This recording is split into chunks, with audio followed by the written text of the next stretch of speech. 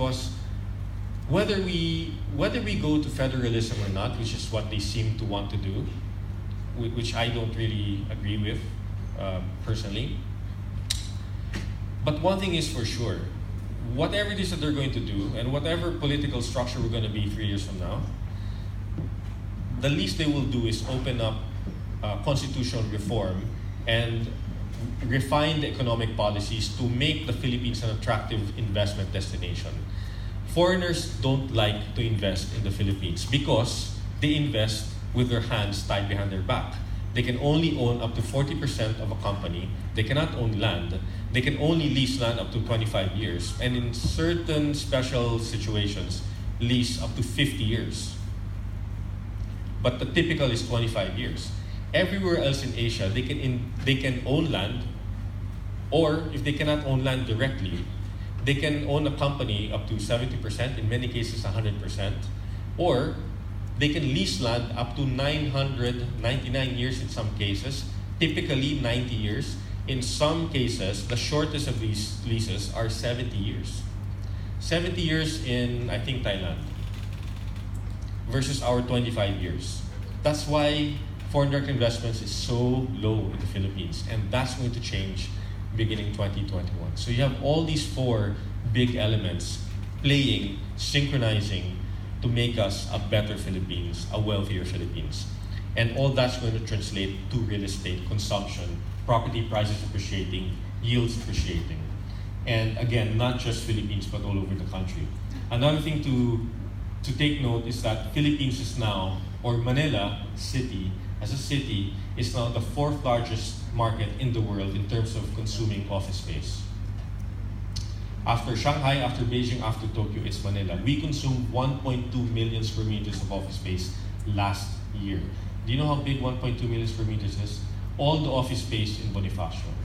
Half the office space in Bonifacio is about 1.2 million square meters. Just imagine, half of that we consumed and built in just 1 year.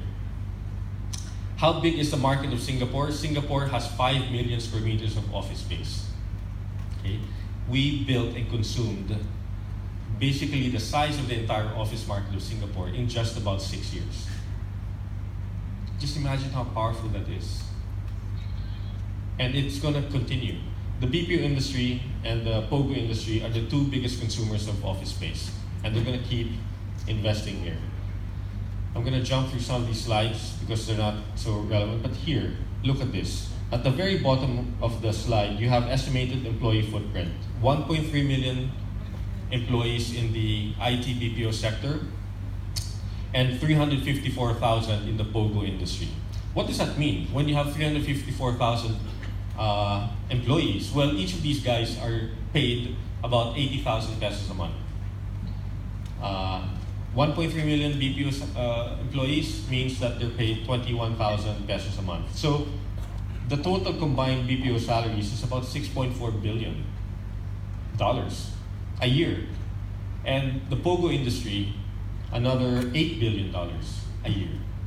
So that's $14-15 billion just in salaries alone. That is directly going into this economy by way of mini-stop, 7-Eleven, restaurant consumption, groceries, you name it, shopping money, and it's all flushing through the system all the way back to the public listed companies ultimately. This is real job creation, and it's employing indirectly 5 times that number. And it's feeding tourism. Where would the Philippines be without the Chinese and Koreans, for example, traveling throughout the most remote parts of the Philippines? Wala. Look at housing. Housing of the BPO, of the POGO industry. There are so many houses back in the Bay which nobody gave any worth to. Nobody gave any worth to. For decades. You look at the Marina Bay, the village of Tanyu, Asia World, right? The houses there were languishing at 40,000 pesos a month, and nobody would bother with it. Nobody would rent it. right? And today, those same houses are renting for 400,000, 500,000, 600,000, some cases ₱1 million a month. And these tenants are paying not 3 months advance rent and 3 months security deposit like the locals. They're paying 2 years advance rent. They're paying 1 year security deposit. So they're doing that all over the Philippines. And that's creating so many instant millionaires who should frankly be in this room so that they can learn how to invest all that new money into the stock market, right? And because of this, property prices all over the world, all over the Philippines, has gone to all-time highs. You look at Manila Golf, 65 million in this chart, but actually the last deal done there 2 weeks ago was 72 million for one share. 72 million for one Manila Golf share. Can you imagine that? And I can keep going on and on. Palawan is my favorite, and because Palawan, I think, more than any other place in the Philippines, will have the most sustainable tourism market. And I would strongly suggest you invest in Palawan. Industrial, there's a lot going on in industrial because of the new roads, because of the new consumption power, and the purchasing power of the Filipino, translating to more warehouses for distribution of goods and food. I'm just going to skip through this. Residential, 25% of buyers are Chinese. Of the foreign buyers, 25% are Chinese, mainland Chinese. And we haven't seen anything yet. We haven't seen anything. This is probably a drop in the bucket. Literally a drop in the bucket. And if you look at how property prices have moved in the last 10 years, it's pretty much gone anywhere from 75% to 150% increase in 10 years. And I'm so excited about tourism. It could be the fourth leg of the Philippines. This is a slide of 30 countries in Asia Pacific. 30 countries in Asia Pacific, and the red font there is Philippines, number 13. We've moved up from number 15 very slowly to number 13 in the last 5 years. And who's right behind us? Well, right behind us is Cambodia. Cambodia, who just came out of civil war about 25 years ago. And Cambodia, who is a single product tourism market, which is Angkor Wat, which 5 years ago, up to 5 years ago, was a pain to get to, and today it's so easy to get to. Angkor Wat, where all you see is temples. People like temples, so they spend a week there just looking at the same temple. But I believe we have so much more to offer to the world. Who is after Philippines and Cambodia? It's Iran. Who goes to Iran? Who can go to Iran? Right? But Iran and Philippines have one thing in common. In the 70s, a big chunk of their middle class, of their learned, of their educated, left the country to avoid the theocracy that dominates Iran. Same reasons why we left, almost the same reasons why we left Philippines. And many of those tourists are actually Iranians holding different passports, in the same way that many of the tourists in the Philippines are Filipinos holding different passports. So we hit an all-time high last year, 7 million visitors. It's nothing. We're number 13 of 30 countries. And look at Thailand, number 2, 34 million. 34 million, and been stuck between 32 and 34 million every year for maybe a good 8-10 years. They keep trying to figure out, how do we break this ceiling? How do we break 34 million? So Indonesia, number 8, they have about 15 million a year, twice the number of visitors to Philippines. The people visiting Bali, the foreign tourists visiting Bali is much more than the entire tourism traffic of Philippines. So what do the Indonesians say? Last year, the tourism board of Indonesia said, you know what? We're going to figure out how to build 10 more valleys. They're going to build 10 more valleys. Can you imagine that? It's like having 10 more Boracais in the Philippines. I'm very excited about Philippine tourism because this is going to keep growing. And again, it's going to be driven by China and Korea. I know I've been talking about China in a big part of this talk. I have to assure you that I'm not a spy. I might look like them, but I'm what they call a banana. I'm yellow outside, but I'm white inside. I don't speak the language. I grew up here. I was educated here. My parents and my forefathers and my ancestors and everybody older than me keep saying, you gotta learn Chinese, you gotta learn Chinese. And I've had this, defensive block to eradicate Chinese from my head. But if you look at the facts, the biggest investor in the world is not playing at the table in the Philippines. And this guy, China, has got so many friends. And when they start investing here, they will bring their friends over. And that's why we think that this boom has got a long way to go. You look at the Chinese tourism in the Philippines, 1 million last year. 1 million people last year. That's red. The red line there where it was 0, 0, 0, 0, then blip, and then another blip, and then boom, hockey stick. That's 1 million Chinese last year. Blue, who's blue? South Korea. South Korea, look at South Korea. Big jump. But I think this year they're gonna be surpassed by the Chinese. So we're jumping up and down because we had 1 million Chinese here and 1.6 million Koreans last year, right? Well, 2.2 million Chinese went to Indonesia last year. But never mind Indonesia. Look at Thailand. 11.5 million Chinese went to Thailand. So a big chunk of tourism can be dramatically changed and transformed because of China and friends. Because of China, everyone else in the region is noticing the Philippines and they're starting to invest here in a meaningful way. They're not just buying 1, 2, 3 apartments. They're not just buying 200 apartments. They're buying townships. They're building massive projects of all sorts. They're building massive hotels.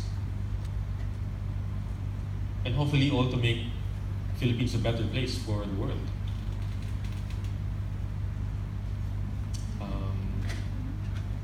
Yeah, so there's one more thing I wanted to say. Oh, I want to respond to maybe all these comments I hear from different people that the foreigners are taking away jobs. By foreigners, they actually mean the Chinese workers who come here and take jobs away. And the politicians played this very heavily 2 months prior to election last week. They said the foreigners are coming here taking the jobs away. Well, actually, that's not true. Because they create so many jobs here. Now, if you all can speak Chinese as well as the locals, which my mom will encourage you to do. My mom's here in the audience. Hi, Mom. They will encourage. If you can speak Chinese the way we do, the way they do, then you'll get hired by these guys. There is no reason why they won't hire a local if the local can speak Chinese. Simple as that. In the same way that 1.3 million people are employed in the call center industry and the BPO industry for one reason. We can speak English. Cheap English. No, if we can speak cheap Chinese, then they will hire us. Simple as that. Number 2, we complain that they are uncouth visitors. Well, just for our education, they probably said the same things about us Filipinos when we visit Japan or Malaysia or Vietnam or China, that we're uncouth. Number 2, how do you think do they react when the entire Middle East was run by Filipino workers, or the entire Hong Kong market was overrun by Filipino workers? Probably the same thing. But the third reason is, I really don't think the Philippines is ready to attract the less uncouth population portion of each of these foreigners. Why? Because the reality is that the Philippines is a one-star market. You go outside Bonifacio, you go outside Makati, you go outside, Mactan, Shangri-La, And the rest of the Philippines actually looks pretty rough. It's a one-star market, and we have a lot of work that we still need to do to bring in the upper end of the market. Why would the wealthy Taiwanese or Hong Kongese or Macau person or Singaporean come here for a vacation? It's so bloody hard to get to at the moment. And you know what? We're so proud of the Mactan Shangri-La and the BGC Shangri-La. Well, there's so many more of those hotels of different sorts all across Asia for them to travel to. Easier, cheaper. Our hotels here are still very expensive. Yes, the service quality is galing. It's super galing. But there are so many Filipinos running those hotels in the region anyway. We still have a long way to go in attracting the higher level market that is so demanding, that are so used to being treated well, because we don't have the facilities to do so. We have a long way to go. So I'd like to close by saying we are very, very excited about the property market. And the advice I'm asked to share with you is what investment advice I can share with you. One is invest meaningfully in the stock market, because in my personal experience, as well as many of you here, the stock market has been the easiest way to generate wealth. And then whatever you make in the stock market, you can invest in the property market. And there are two things you have to look out in the property market. One is you have to invest in property that will generate cash flow for you, between 5 and 7% before tax. So you invest and buy something that you can rent that will generate 5 to 7% in cash. And while you're renting it out, hopefully the asset will continue to appreciate over time.